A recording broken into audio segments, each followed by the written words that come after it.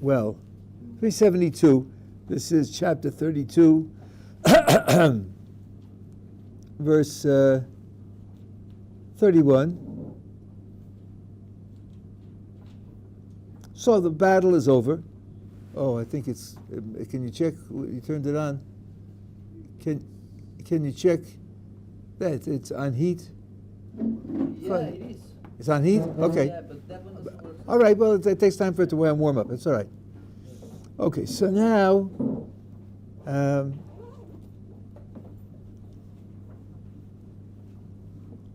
so Jacob called the name of the place Peniel, for I've seen the divine face to face, and my life was spared. That's the Peniel in Hebrew just means like the face of God, where God's called by the name of Aleph Lamed. And you think, that's pretty bold. Can you really see God's face? And what could it possibly mean? Now, of course you can't see God's face. And indeed, when at the Revelation Sinai, it's described in the Torah as panim b'panim, and still it says you didn't see any form. You didn't have any visual experience at all. So panim can also mean what you project, what you put out for visibility. Doesn't have to mean your physical face. And it means he had a direct interaction with the divine, direct, because an angel is really an aspect of the divine. An agent is a quantity of divine agency. I'm using the quantity like you do in quantum mechanics, right? It's the kind of crystallization of a quantum of action.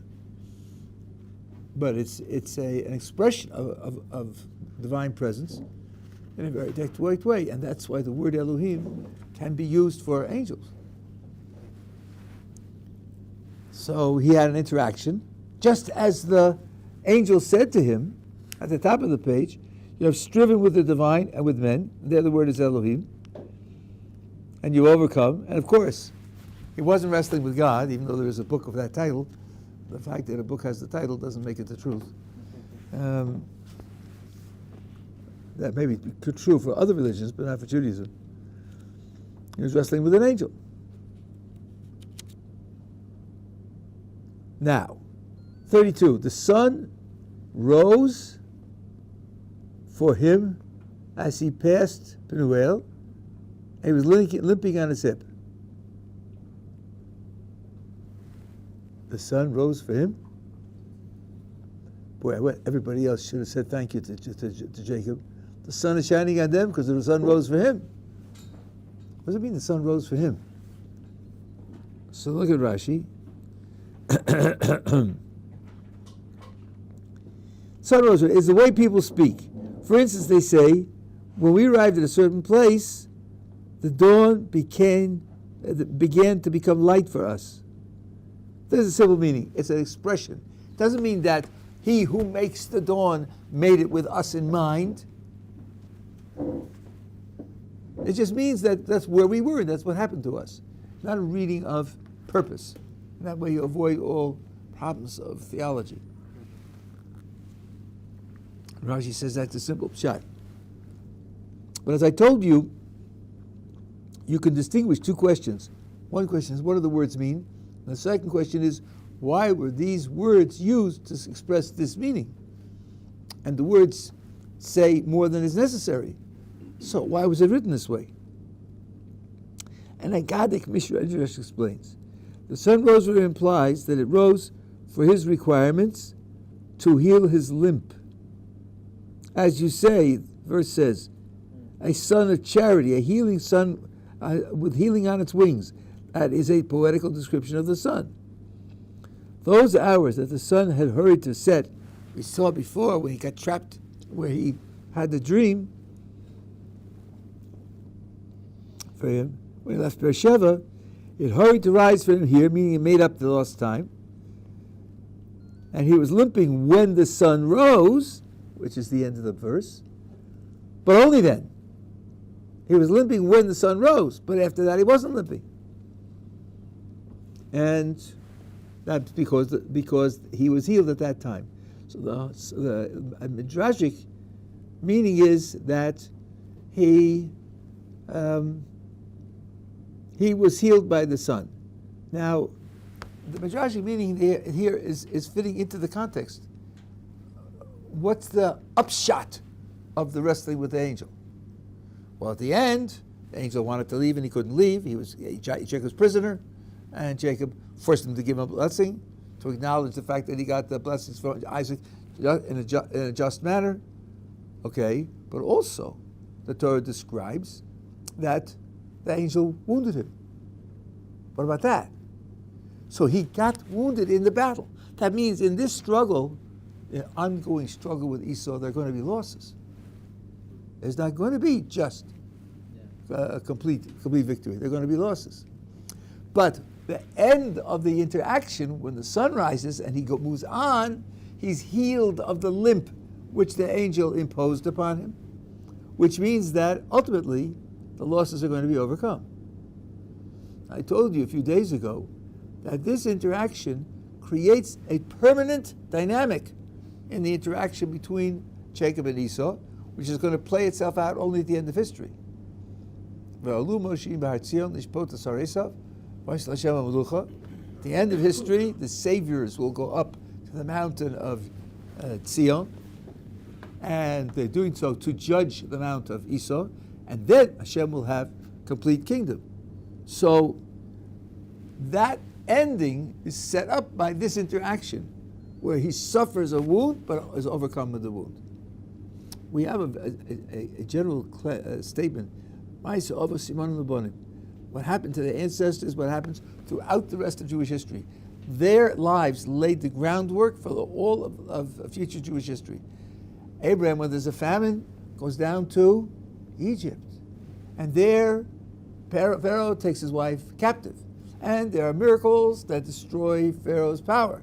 And Pharaoh begs Abraham to relieve him of this danger. And Jacob leaves, with great wealth. Do you see? That's the synopsis of the whole time that the Jewish people are in Egypt. Abraham undergoes it, laying the groundwork, and it plays itself out later in history.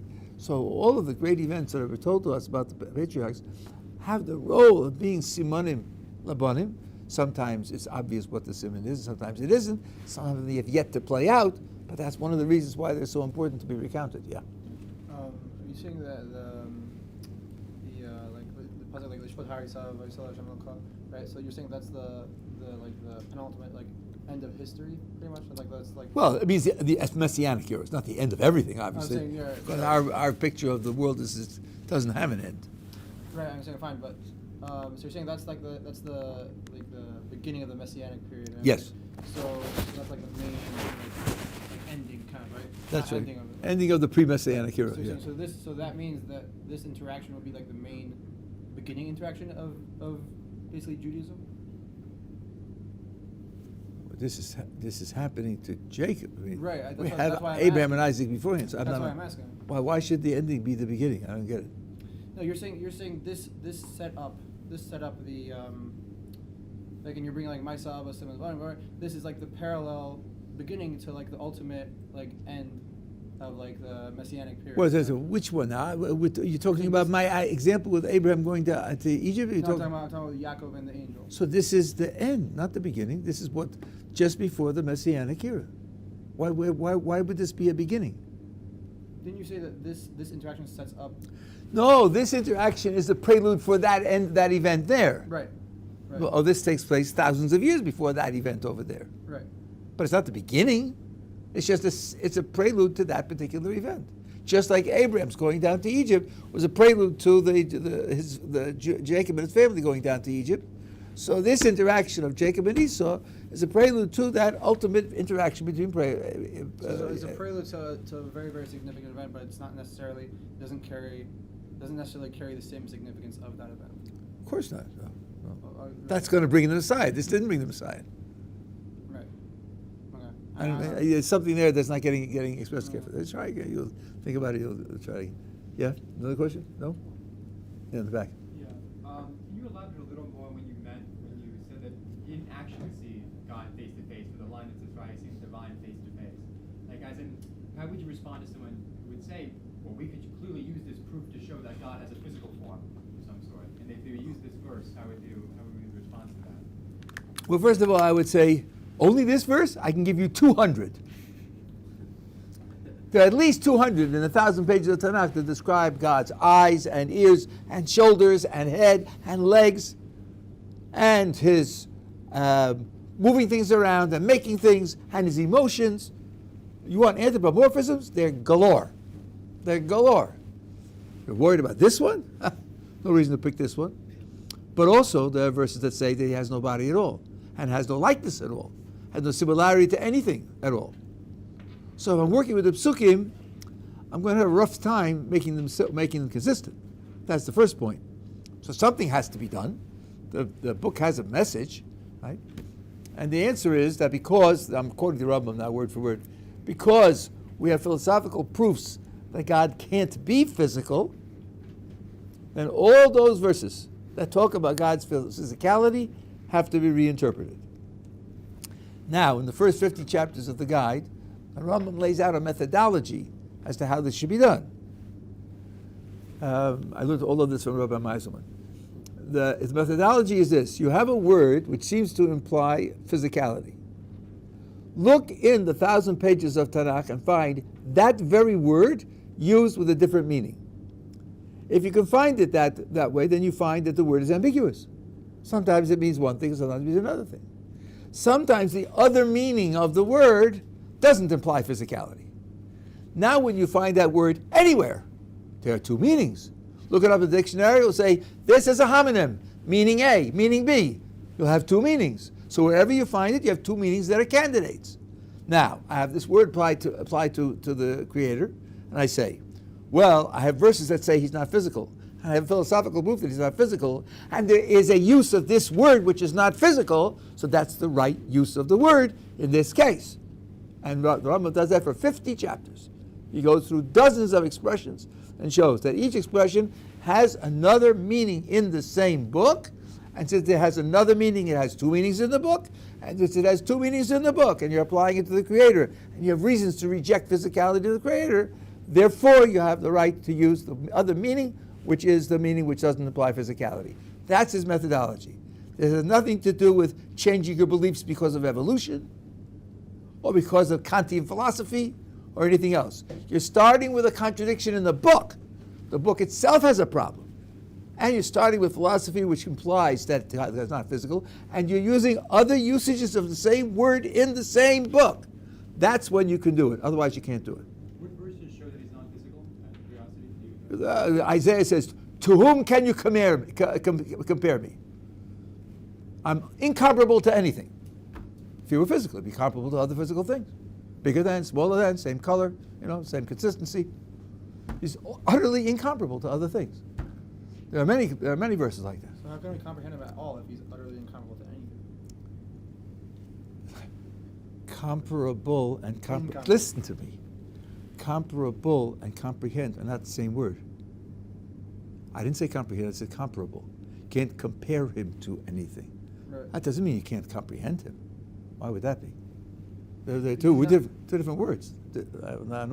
No association between them at all. So you said from the pasuk in Isaiah says that I'm not comparable to anything. That's right. And therefore we take from that he's not physical. Right. Why don't we take from that he's not anything? Like he's not physical. He's not like. Why would you? Any other? Why would you do that? I mean, I said, why not say it is a wasp? I mean, how would you get to? How would you get from one to the other? At that point, you can't say. Once you say that because he says I can't be compared to anything, Right.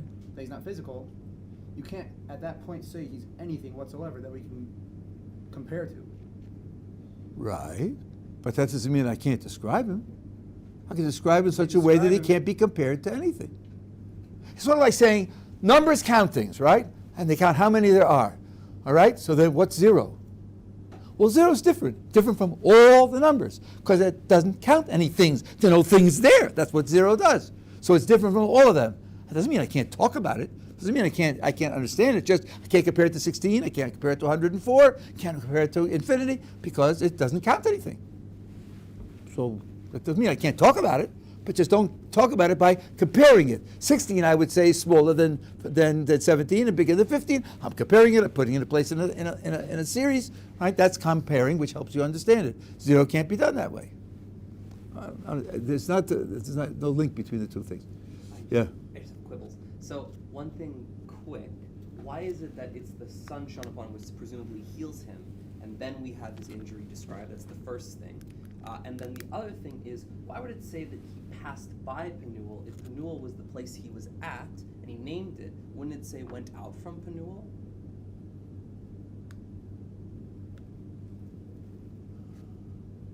The second one I hear. The first one I'm. Nah. Well, the ordering is like, wouldn't it? No. It says the sun rose and he was limping on his leg at that moment. It's a present tense. He was limping. As the sun was rising, he was limping, right? But that implies that that's when he was limping, not another time. Now, unless Penuel is a sizable place, and he's in the middle of it, and he's passing it by.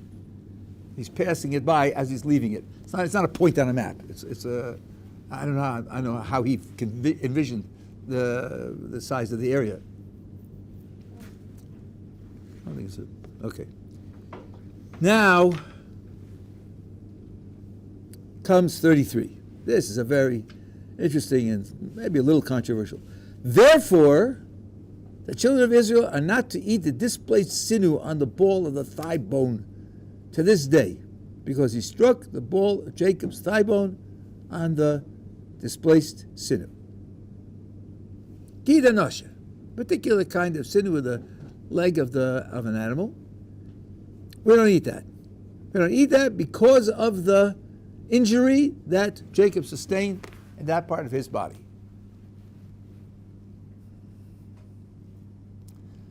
Let me ask you a question.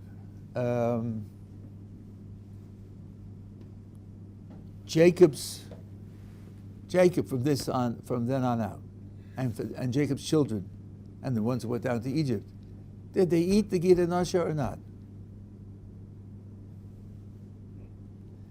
Surprisingly, this verse doesn't tell you. And in fact, the decision of the Talmud is that it's not true. When you look in Mishnayos in Chulin and Rashi, the Rambam's commentary, this is a throwback. And it's a throwback because of an extremely important general principle.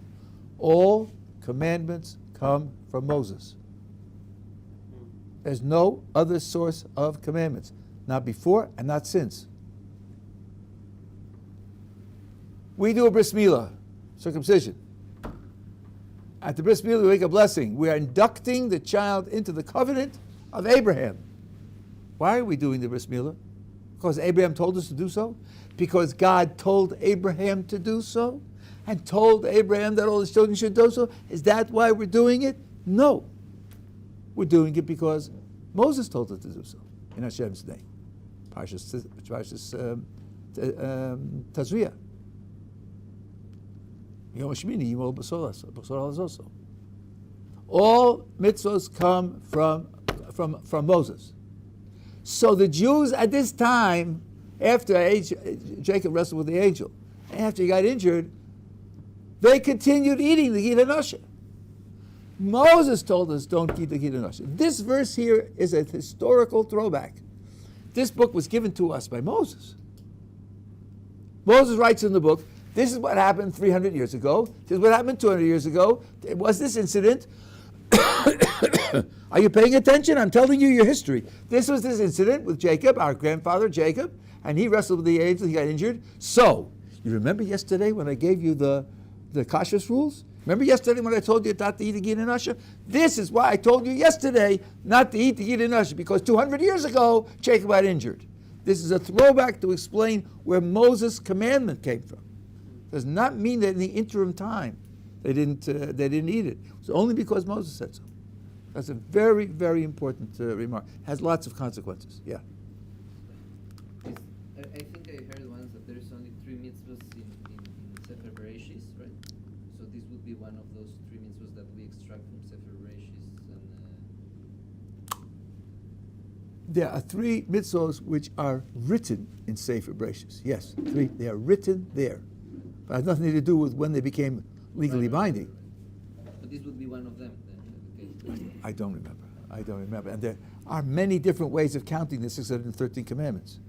It's a very controversial area of Jewish analysis. So, and it has special rules, some of them very unintuitive. When you have a difference of opinion, whether a certain thing is counted in the 613 commandments, the one who says not to count it agrees that you have to do it. He agrees that the Torah is telling you have to do it. He may even agree that you have to die if you fail to do it. It just doesn't come in the count of 613, because the count of 613 is a technical exercise with technical rules. You can't conclude anything from the fact that something isn't in the count of 613. There are explicit verses that they don't count. Lav Sheva Klolos and other things which are, according to the rules, you don't count. Yeah. So, is one of Hashem's motivation in the history leading up to Exodus, which is recorded in Bereshis, to have events occur that either help explain or reinforce the mitzvahs that will be given at Sinai?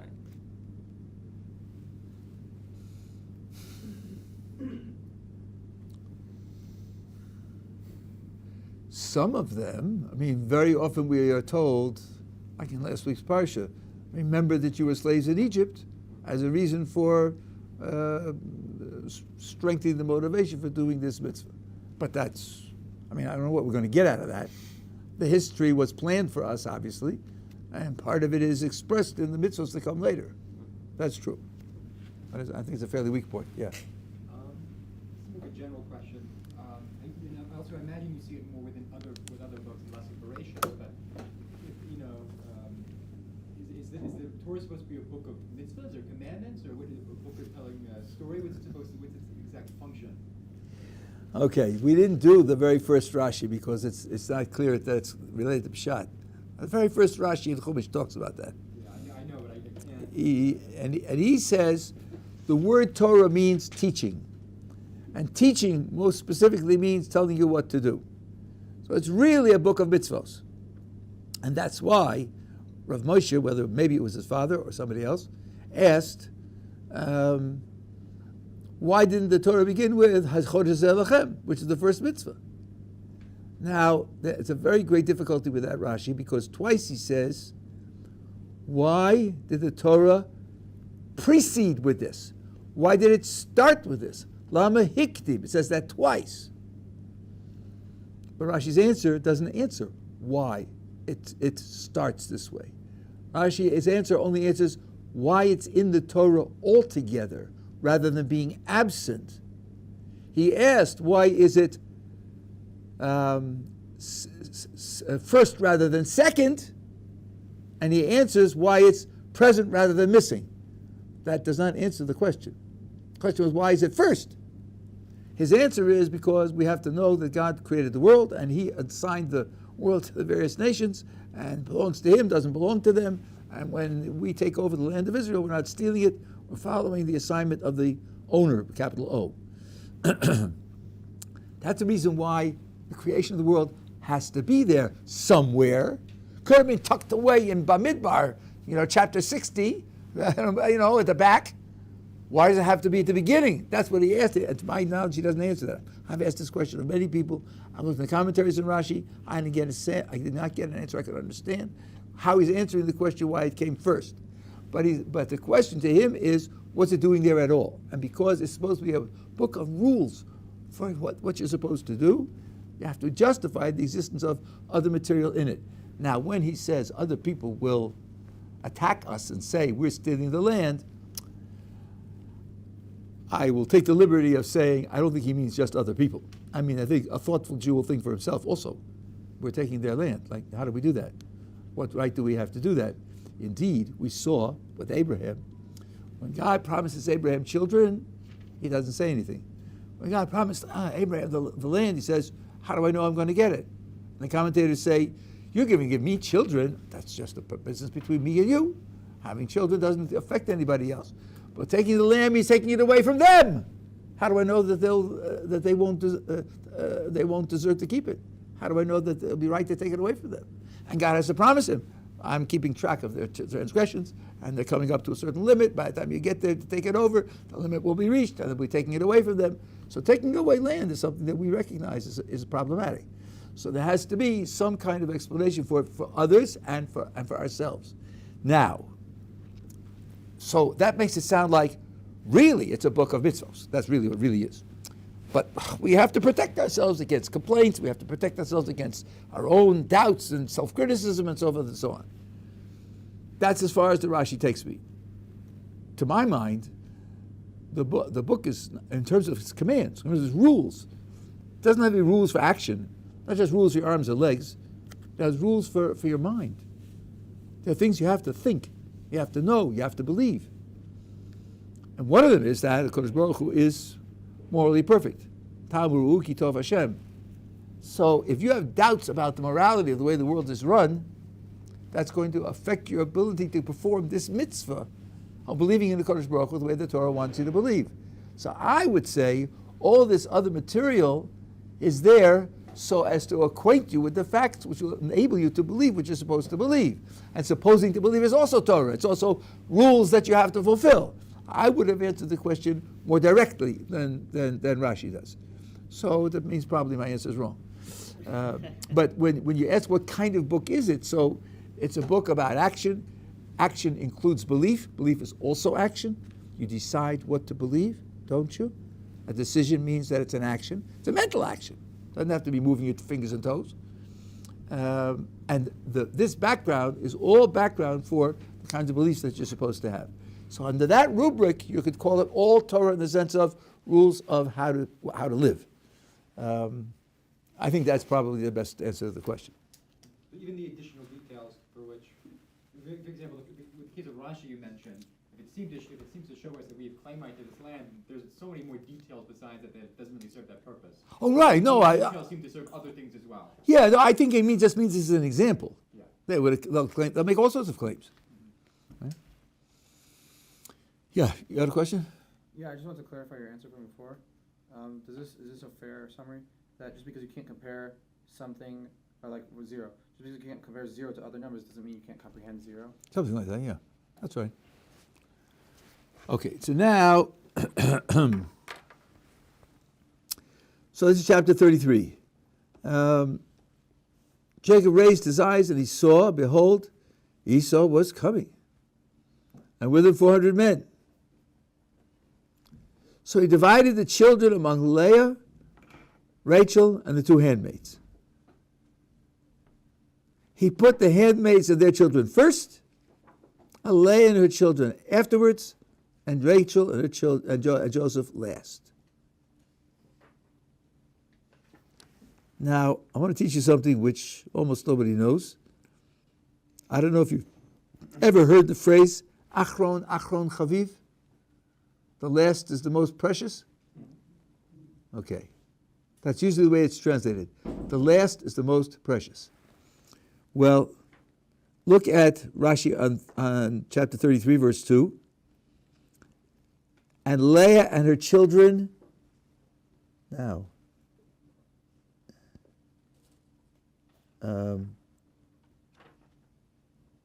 okay, so this is very funny. In the actual translation of the verse, he writes, the handmaids and their children first, Leah and her children later, and Rachel and Joseph last. See, later and last are the same word, just one's comparative and one's absolute. Now down below, he quotes it differently. He goes later and her children next. But let's say it the way it's in the translation, later. And Rashi quotes, Achron Chaviv. And the translation is, the farther back, the more dear. It's not just if you list from 1 to 5, 5 is best. It's that 4 is better than 3, and 3 is better than 2, and 2 is better than 1. It's an order all the way down. So you can be medayik the order all the way down. Now, I will tell you there's something here which I don't understand. because he says he divided the children among Leah, Rachel, and the two handmaids. And then the order is, where we put them is not that order. Unless you say it's going to be the sisters first, and Leah because she has the most children, and then the handmaids afterwards. That's why it's in terms of his action of dividing. And he put the handmaids and the children first, Leah and the children later, and Rachel and Joseph last. And he went on ahead of them. He didn't send them ahead of him. He's got to face him with his 400 men and do the best he can to work a reconciliation. He's not going to expose his wives and children to danger. And bowed earthwards 7 times until he reached his brother. Wow. He sent all the gifts. And with the gifts, each person who was guiding the animals, your servant Jacob is coming. And this is what your servant Jacob sends to say to you. And now he comes and he's in public. He's in front of these 400 men. Bows 7 times to come to his brother. I want to share with you a story in the Gemara, which is taken from this verse, which has its own internal interest. There was a city which had a problem of a shade. A shade is a type of creature which has some physical characteristics and some spiritual characteristics, which means it's a single entity with shared characteristics. Not like a human being that has a body and soul. Human being is a compound. Shade is not a compound. It's just a borderline creature. Like a virus is sort of half alive and half not alive. It's not a compound. So they had the shade, and it appeared in the shul, especially at night, and it was dangerous, and they had a problem. What to do? So they invited one of the Amoraim on the pretext that they had legal questions to ask him. So he came, and they were asking him questions, and time wore on into the evening to the point where he couldn't leave, and no one gave him hospitality. Nope. No one gives him hospitality, then you sleep in the shul. That's what people did. Right. That's the shul where the shade appears. So the shade appears, and it appears as a monster with 7 heads. And the Amora was mishtachave. He prostrated himself 7 times to HaKadosh Baruch Hu, and each time he went down, one of the heads fell off. And when he woke in the morning, he said to them, "What did you do? You put me in danger." And they said, "Well, we had to get rid of the shade, like it was too bad. Like, what do you want from us? We had no choice." So the Sefer HaMakneh, this is Gemara in Kedushin. Sefer HaMakneh asks, how did the Amora know what to do? He said he learned it from Yaakov. Yaakov bowed down 7 times. This shade appeared to him with 7 heads, bowed down 7 times, and the 7 heads went down. Good. So the Sefer HaMakneh asks, and how did Jacob know what to do? Where did he get the idea of bowing down 7 times? So he says, let's do a little gematria. God's proper name has a numerical value of 26, as everyone knows. Now, if you take a look at Yitzchak, so the Yud is 10 and the Tzadi is 90 is 100, and the Kuf is 100 is 200, and the Ches is 8, so it's 208. 208 is 8 times 26. I know you can't do it in your heads, but you can check it on your watch or your tablet later. 8 times 26, 8 times God's name. How about that? Now let's take Yaakov. Yaakov, Yod and Ayin is 80 together. The Kuf is 100 is 180 plus 2, 182. 182 is 7 times 26, 7 times God's name. Okay. Now let's take Esav. Esav, sin is 300, and Ayin is 70, and the base is 2. It's 370. It's above. It's above. Sorry, above 376. 376. So the Makta says this subdivides into 7 times 50 plus 26. What's 50? 50 is the gematria of tamei, defiled, despoiled, dead, leprous, cancerous, right? 7 times. We're talking about Esau now. But 126. One occurrence of Hashem's name.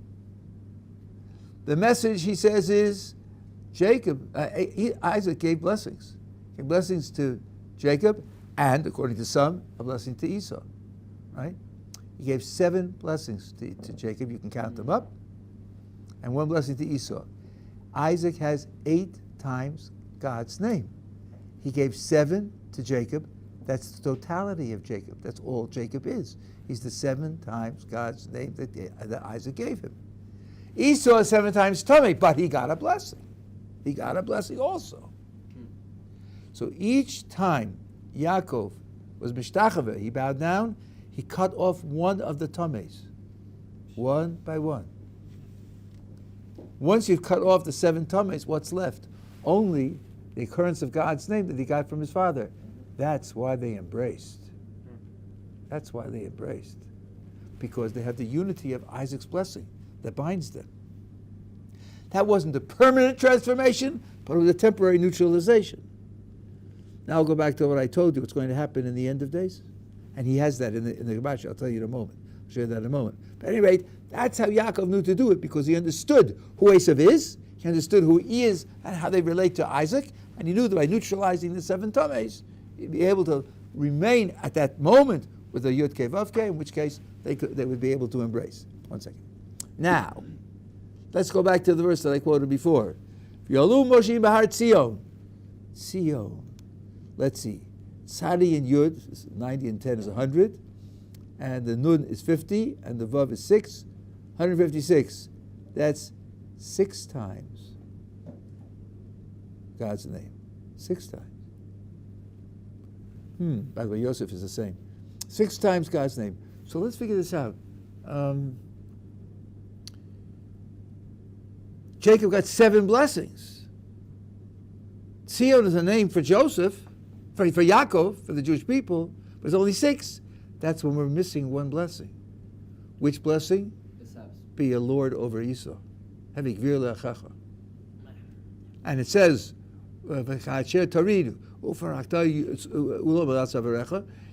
Esau can throw off our yoke from his neck. If we don't deserve to be lord to him, then we won't be.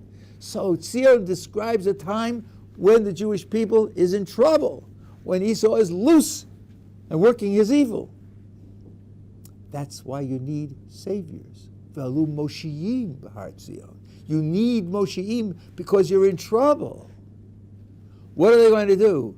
They're going to judge Esau and restore your control of Esau, which restores you to the 7 times God's name, to your slaves. And then HaKadosh Baruch Hu will be the king over the world. That's a pretty fancy gematria. And fits into the things very nicely. And he says one more gematria, which I think is worthwhile, because he says in the same place. If you take Yisroel, that's Yud is 10. 541. 541. Okay, very good, very good. 541. So that's Yisroel. Now subtract Yaakov, 172, from 541. It's 182.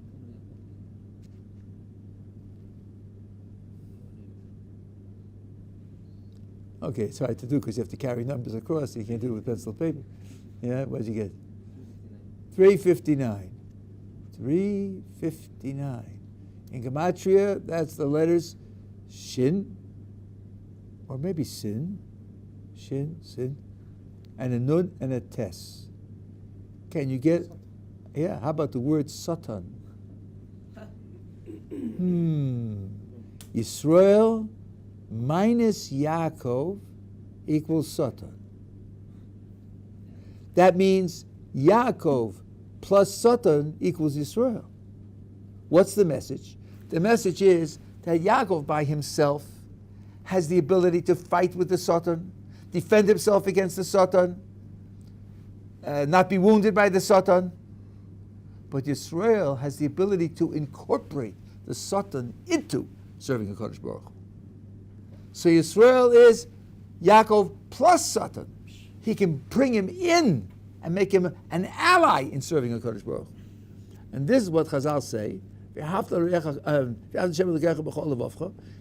Baruch Hu with your whole heart. Now, the word for heart in Hebrew is lamed beis, lev. Your heart should be libcha. That word appears in the Tanakh, libcha. But this is levavcha. It has an extra base. So Chazal say, love God with both your hearts, with your Yetzer Tov and with your Yetzer Hara. Love HaKadosh Baruch Hu with your Yetzer Hara, your evil inclination. Use your evil inclination to serve HaKadosh Baruch Hu. There's a giant literature on this subject. And that's what Yisrael is. Yisrael is the ability to achieve that, whereas Yaakov is not. We who are learning these psukim together, we've said, it's coming up shortly, that he's going to have the name Yisrael added to his name Yaakov, not displacing his name Yaakov. The name is not being changed to Yisrael, it's being added to it, quite explicit in the pasuk. So that's part of the message. Anyway, that's some of the background to the idea of bowing down 7 times. That's Rashi doesn't bring it, of course, but that's what it tells. Okay. Okay. So now,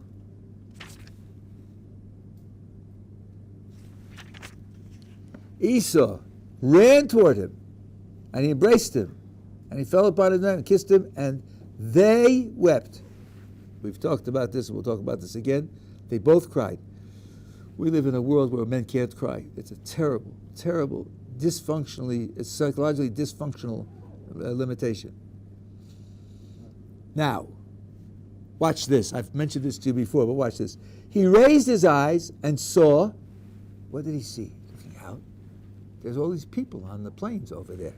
He saw the women and children. Women first, children second. And he said, who are these to you? He, Jacob, said, the children whom God has graciously given your servant. Doesn't even mention the women. Doesn't even explain the women. Nothing. Zero. This is a consistent difference that Esau notices the women, talks about the women, and Jacob avoids it. Even so, they come now and present themselves. I'm going to leave you with a problem this time. Then the handmaids came forward, they and their children, and they bowed down. Leah too came forward with the children, and they bowed down. And afterwards, Joseph and Rachel came forward and bowed down. Okay, time for the alarm bell. What's difficult in verse 6? He's only bowing with Rachel, while everyone else seems to be bowing down by themselves. I'm not getting you. Say it again.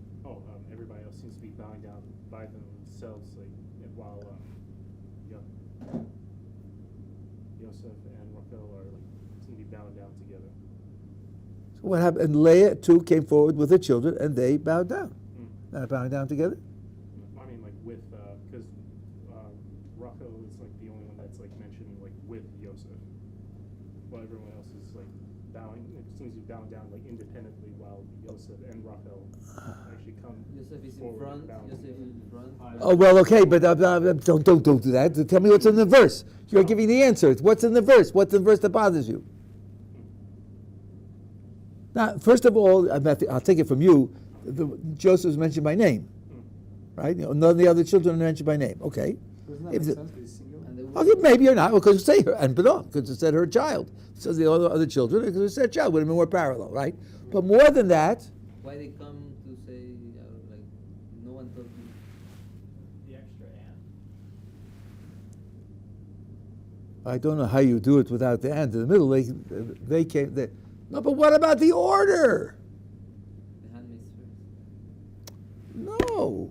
In each section, it's the mother with her children, the mother with her children. And then it's Joseph and Rachel. Not Rachel and Joseph. It's Joseph and Rachel. So look at Rashi. 7. With all of them, the mothers came forth before the sons. But with Rachel, Joseph went forward in front of her. He said, let not my mother's beautiful appearance, that evil one Esau may set his eyes upon her. I'll stand opposite her and block him from looking at her. Here you see, Joseph became worthy of blessing over the eye. Okay. But he's just, the order is the opposite order. Now, something the English can't tell you, this is a tricky question, you could ask other people. If you look in the Hebrew,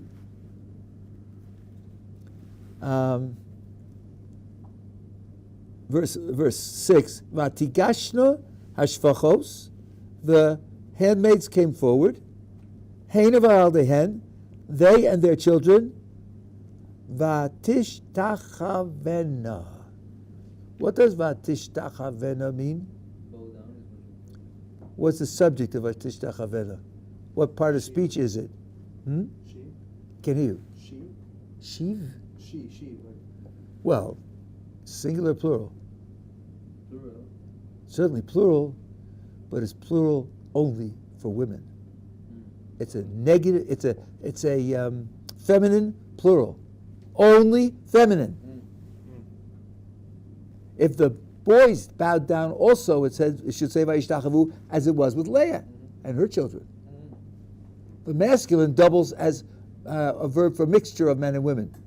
This is only feminine verb, from which some commentators take it that the sons of the handmaids didn't bow. The sons of the sisters did bow, the sons of the handmaids didn't bow. Why is that? What do we learn from that? What significance does that have? I asked this of a lot of people. Didn't get much of an answer. And I saw it in the commentary, and of course I had read it at least 150 times before I saw it in the commentary. I didn't even notice it. But that's what you get for reading commentaries. They point out that it's feminine. It's got to mean something. But at any rate, you see here, I mean, Yosef at this point is 6 years old, but he's precocious, which is not too surprising. And he cares about this. He sees, we saw it ourselves. He says, who are these? He saw the women and the children. Who are these? And Yaakov doesn't mention the women. What are you talking to me about women for? It's not, not your place, not appropriate. Right? And Joseph has the same spirit. Okay, we'll pick it up to our session.